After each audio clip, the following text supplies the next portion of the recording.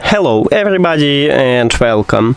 In this video I'm going to show you how to install and set up the application for your speaker JBL Charge 6.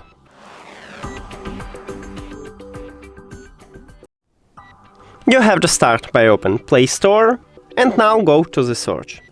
Click at the search line and write JBL. Now search. Then scroll down and you need to find JBL Portable and install it.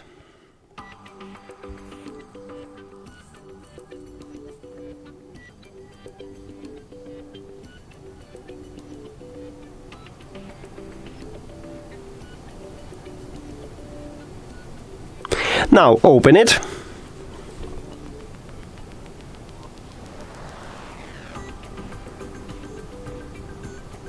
Get started, accept, allow, and we did it!